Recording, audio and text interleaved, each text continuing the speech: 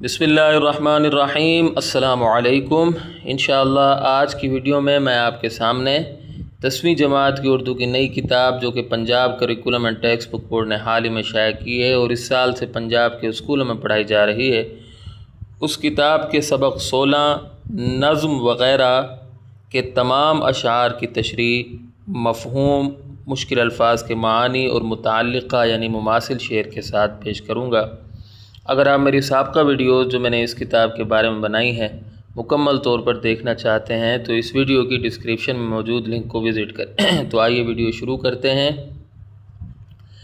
پہلا شعر ہے آپ کے ہونٹوں پہ جو مسکان وغیرہ، قربان گئے اس پہ دل و جان وغیرہ۔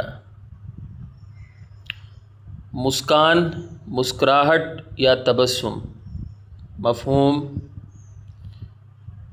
آپ کے ہونٹوں کی مسکراہٹ پر ہمارے دل و جان قربان ہو گئے۔ تشریح: اس شعر میں شاعر محبوب کے ہونٹوں کی تعریف کرتے ہوئے کہتے ہیں کہ آپ کے ہونٹ خوب ہیں، آپ کی مسکراہٹ آپ کے ہونٹوں کے حسن میں اضافہ کر دیتی ہے۔ جس طرح آپ کے لب حسین ہیں اسی طرح آپ کی مسکراہٹ بھی حسین ہے۔ آپ تو سراپا حسن و جمال ہیں۔ سچ تو یہ ہے کہ ہم اپنا دل، اپنی جان آپ پر قربان کر بیٹھے ہیں۔ ہم آپ سے محبت کرنے لگے ہیں۔ جب ہم آپ کو مسکراتا دیکھتے ہیں تو بے خود ہو جاتے ہیں، آپ کے حسن کے سحر میں گرفتار ہو جاتے ہیں۔ دل چاہتا ہے خود کو آپ پر نثار کر دیں، آپ پر فدا ہو جائیں، کیونکہ آپ کے نازک ہونٹوں پر چھائی مسکراہٹ ہمیں اپنی جان سے بھی زیادہ عزیز ہے۔ نعیم الرحمن شائق کا شعر ہے: مسکرائے ہیں وہ مجھ کو دیکھ کر، میرے دن اب کے سہانے ہو گئے۔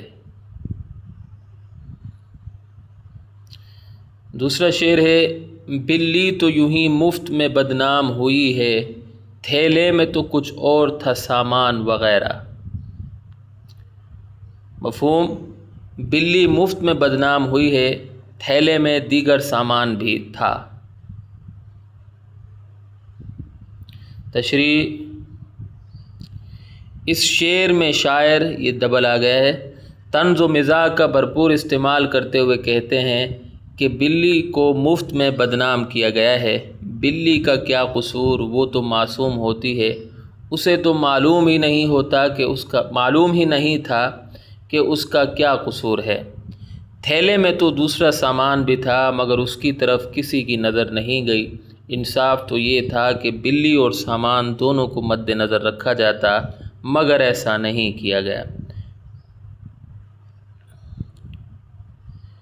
بلی کا تھیلے سے باہر آنا دراصل ایک محاورہ ہے، اس کا مطلب ہے راز فاش ہونا۔ دراصل شاعر کہنا چاہتے ہیں کہ ہمارے معاشرے میں اکثر ایسے شخص کو قصوروار ٹھہرا دیا جاتا ہے جس کا کوئی جرم نہیں ہوتا، جبکہ جس کا قصور ہوتا ہے اسے اس کی دولت یا عہدے کی وجہ سے چھپا دیا جاتا ہے۔ بوم میرٹھی کا شعر ہے: خوف بدنامی سے گو اکثر چھپایا جرم کو، لب پر ان کا نام پھر بھی بار بار آ ہی گیا۔ تیسرا شعر ہے: بے حرص و غرض قرض ادا کیجئے اپنا، جس طرح پولیس کرتی ہے چالان وغیرہ۔ یاد رکھیے یہ قرض لفظ ہے، کتاب میں فرض لکھا ہوا ہے لیکن اصل لفظ قرض ہے۔ تو بے حرص و غرض کا مطلب بغیر لالچ اور مقصد کے، چالان یعنی جرمانہ۔ جس طرح پولیس، مفہوم ہے اس کا، جس طرح پولیس بے مقصد چالان کرتی ہے اسی طرح آپ اپنا قرض ادا کر دیجیے۔ یہ بھی لکھ لیجئے گا نوٹ، نصابی کتاب میں فرض لکھا ہے مگر اصل لفظ قرض ہے۔ تشریح: اس شعر میں شاعر، یہ دوبارہ آ گیا ہے، یہ بار بار میں معذرت چاہتا ہوں، طنز و مزاح کا بھرپور استعمال کرتے ہوئے کہتے ہیں کہ قرض دار کو چاہیے کہ قرض ادا کر دیا کرے، اسے بغیر کسی مفاد کے قرض ادا کر دینا چاہیے، اسے چاہیے کہ خود کو بغیر کسی مقصد سے قرض کے بوجھ سے آزاد کرے، کیونکہ قرض کا بار عام بار سے زیادہ تکلیف دہ ہوتا ہے۔ قرض دار قرض سے اس طرح پیچھا چھڑائے جس طرح پولیس ڈرائیور کا چالان کاٹ کر اس سے پیچھا چھڑاتی ہے۔ دراصل شاعر کہنا چاہتے ہیں کہ پولیس والے اکثر بغیر کسی وجہ اور مقصد کے چالان کر دیتے ہیں، جس کی وجہ سے غریب ڈرائیور کو مالی نقصان اٹھانا پڑتا ہے۔ اس شعر میں شاعر پولیس والوں پر بھرپور طریقے سے طنز کر رہے ہیں۔ نعیم الرحمن شائق کا مزاحیہ شعر ہے۔ چالان کاٹا تھپڑ بھی مارا، کہنے لگا پھر پیسے نکالو۔ چوتھا شعر، اب ہوش نہیں کوئی کہ بادام کہاں ہے، اب اپنی ہتھیلی پہ ہیں دندان وغیرہ۔ تو دندان یعنی دانت، مفہوم، اب ہمیں بادام کا ہوش نہیں ہے، اب تو ہمارے دانت ہماری ہتھیلی پر ہیں۔ تشریح، اس شعر میں شاعر، بھائی یہ ڈبل آ رہا ہے، میں آپ سے بار بار معذرت چاہ رہا ہوں، غلطی ہو جاتی ہے انسان سے۔ اس شعر میں شاعر طنز و مزاح کا بھرپور استعمال کرتے ہوئے کہتے ہیں کہ اب ہم بڑھاپے کی دہلیز پر قدم رکھ چکے ہیں، اب تقریباً ہمارا وقت آخر ہے، اس لیے اب ہمیں بادام کا کوئی ہوش نہیں ہے۔ ہمیں معلوم نہیں ہے کہ بادام کہاں رکھے ہیں، اگر معلوم ہوتا بھی تو کوئی فائدہ نہیں، کیونکہ ہمارے قدرتی دانت نہیں رہے، ہماری ہتھیلی پر مصنوعی دانت رکھے ہیں۔ جب دانت ہی نہیں رہے تو بادام کو کیسے چبایا جا سکتا ہے؟ کیسے؟ جب دانت ہی نہیں رہے تو بادام کو کیسے چبا سکتے ہیں؟ ٹھیک ہے۔ دراصل شاعر کہنا چاہتے ہیں کہ انسان غفلت میں اپنی زندگی کی قیمتی لمحات ضائع کر دیتا ہے، جب اسے ہوش آتا ہے تو بہت دیر ہو چکی ہوتی ہے، پھر وہ چاہتے ہوئے بھی اپنی حالت تبدیل نہیں کر سکتا۔ نعیم الرحمن شائق کا شعر ہے، دہن خالی ہے دانتوں سے، نہیں رغبت باداموں سے۔ نیچے یہ بھی لکھ لیجئے گا کہ شاعری کے اصولوں کو مد نظر رکھتے ہوئے باداموں کو باداموں لکھا گیا ہے۔ پانچواں شعر ہے، کس ناز سے وہ نظم کو کہہ دیتے ہیں نثری، جب اس کے خطا ہوتے ہیں اوزان وغیرہ۔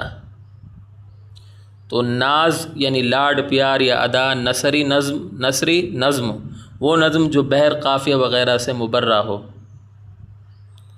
خطا ہونا کا مطلب ہوتا ہے چوک جانا یا غلطی کرنا۔ اوزان شعر کی تقطیع کی مختلف بحریں یا سر۔ مفہوم، جن نام نہاد شاعروں کو شاعری کے اوزان کا علم نہیں ہوتا، وہ بڑے ناز سے اپنی نظم کو نثری نظم کہہ دیتے ہیں۔ تشریح، اس شعر میں شاعر طنز و مزاح کا بھرپور استعمال کرتے ہوئے کہتے ہیں کہ بعض شاعر فقط نام کے شاعر ہوتے ہیں، وہ شاعری کے اصولوں سے ناواقف ہوتے ہیں، پھر بھی شعر بنانے کی کوشش کرتے ہیں، جب ان کی بنائی ہوئی نظم شاعری کے اصولوں پر پوری نہیں اترتی تو کہہ دیتے ہیں کہ یہ تو نثری نظم ہے۔ ایسے نام نہاد شاعروں کو نہ بحروں کا علم ہوتا ہے نہ اوزان کا، شعر کہتے ہیں تو اوزان کی غلطی کر بیٹھتے ہیں۔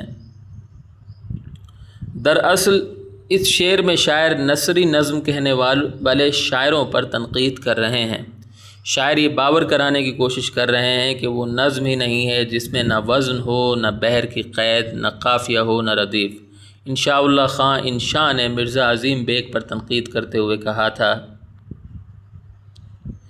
کہیو عظیم سے کہ ذرا وہ سنبھل چلے، اتنا بھی اپنی حد سے نہ باہر نکل چلے، پڑھنے کو شب جو یار غزل در غزل چلے، بحر رجز میں ڈال کے بحر رمل چلے۔ چھٹا شعر، جمہوریت ایک طرز حکومت ہے کہ جس میں گھوڑوں کی طرح بکتے ہیں انسان وغیرہ۔ مشکل الفاظ کے معنی، جمہوریت وہ طرز حکومت جس میں عوام ووٹوں کے ذریعے اپنے نمائندے منتخب کرتے ہیں، طرز، طریقہ یا دستور۔ مفہوم، جمہوریت حکومت چلانے کا ایسا طریقہ ہے جس میں انسان گھوڑوں کی طرح فروخت ہوتے ہیں۔ تشریح، اس شعر میں شاعر طنز و مزاح کا بھرپور استعمال کرتے ہوئے کہتے ہیں کہ جمہوریت ایک عجیب طرز حکومت ہے، اس میں انسانوں کی کوئی قدر نہیں ہوتی، انتخابات سے پہلے نمائندے اپنے ووٹروں کی بڑی چاپلوسی کرتے ہیں، انہیں سبز باغ دکھاتے ہیں، ان کی خوب تعریفیں کرتے ہیں، مگر جب یہ نمائندے منتخب ہو جاتے ہیں تو اپنے حامیوں کو بھول جاتے ہیں، گویا جمہوریت میں انسان گھوڑوں کی طرح بکتے ہیں۔ عام انسانوں کے ساتھ جانوروں جیسا سلوک کیا جاتا ہے، ان کی کوئی قدر نہیں کی جاتی۔ زیر تشریح شعر کا پہلا مصرع علامہ اقبال رحمۃ اللہ علیہ کی نظم جمہوریت سے لیا گیا ہے۔ پورا شعر کچھ یوں ہے: جمہوریت ایک طرز حکومت ہے کہ جس میں بندوں کو گنا کرتے ہیں تولا نہیں کرتے۔ ساتواں شعر ہے: ہر شرٹ کی بو شرٹ بنا ڈالی ہے انور۔ کتاب میں بو شرٹ لکھا ہوا ہے، واو غائب ہے، لیکن اصل لفظ یہ بو شرٹ ہوگا، کیونکہ اگر آپ بو شرٹ لکھتے ہیں تو شعر کا وزن ٹوٹ جاتا ہے۔ یوں چاک کیا ہم نے گریبان وغیرہ۔ بو شرٹ ایک ڈھیلا ڈالا قمیض نما لباس، چاک کرنا ٹکڑے ٹکڑے کرنا یا تار تار کرنا۔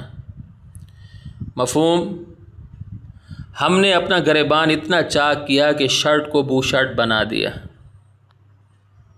تشریح: اس شعر میں شاعر طنز و مزاح کا بھرپور استعمال کرتے ہوئے کہتے ہیں کہ ہم نے اپنی ہر شرٹ کو بو شرٹ بنا دیا۔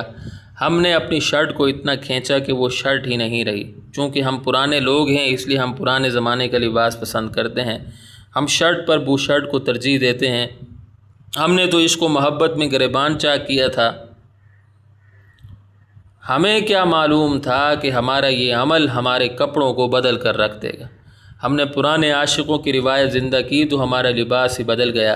گو اردو میں گریبان چاک کرنا ایک سنجیدہ محاورہ سمجھا جاتا ہے، مگر شاعر نے اس میں طنز و مزاح کا ایک نیا رنگ بھر دیا ہے۔ نعیم الرحمن شائق کا شعر ہے: گریباں چاک کر کے ہم بدل دیتے ہیں کپڑوں کو، کوئی کیا سمجھے ہم سے عاشقوں کی ان اداؤں کو۔ تو یہاں اگر ہماری ویڈیو اختتام کو پہنچتی ہے، امید کرتا ہوں کہ آپ کو میری کاوش پسند آئی ہوگی۔ اگلی ویڈیو تک کے لیے مجھے اجازت دیں۔